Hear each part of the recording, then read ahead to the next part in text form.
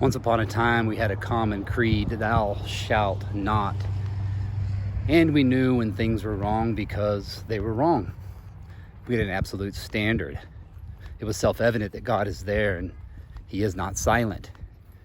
And endowed by our Creator, culture required a law of the land, and we wanted law. Without law, creed, it was chaos. Fast forward to today, and the only wrong is thou shalt not. The only sin is sin, and it's happiness, serenity at all costs. But what will it cost? In 1966, Philip Wright predicted this world in his famous book, The Triumph of the Therapeutic. And in The Triumph of the Therapeutic, Wright argues that the sexual revolution has brought us into a new age. It's the age of the therapeutic, where it's all about feeling good. The only sin today is anxiety, and truth is whatever makes you happiest. In the old world, truth was right versus wrong.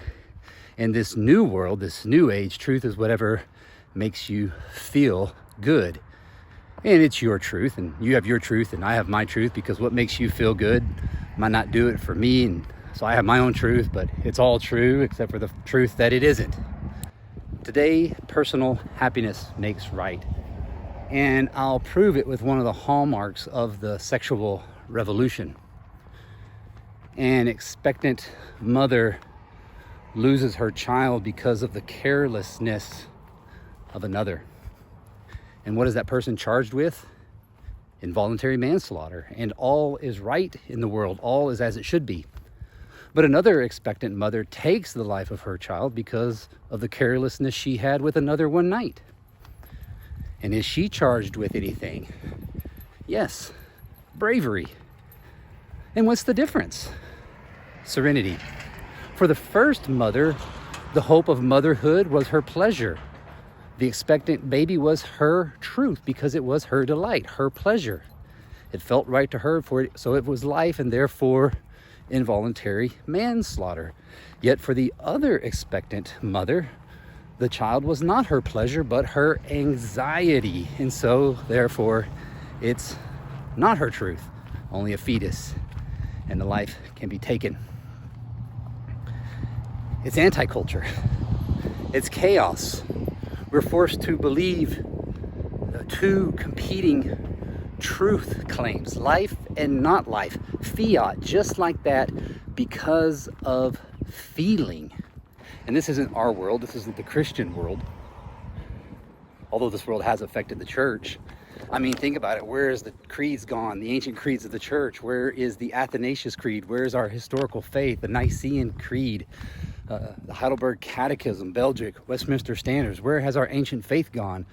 Where has our ancient faith gone today? It's everyone reads the Bible on their own. It's how it makes me feel. It's the reading of the Bible for the feels. It's worship for the feels. Worship is no longer dictated by what is right or wrong, but personal preference. And so today we have the worship worlds, right? Your truth is hymns, but not my truth, contemporary worship. And there's no question of whether one is right or wrong. It's just pick what makes you feel best. Pick your preference. No right or wrong way of doing church. Just pick the one you like. And today we even have anti-church. Church made and created for the pleasure of the unbeliever. Church is now unchurched.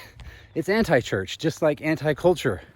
There's no wrong or right way of doing things. Just pick the one you like, the one that makes you happiest. It's the triumph of the therapeutic.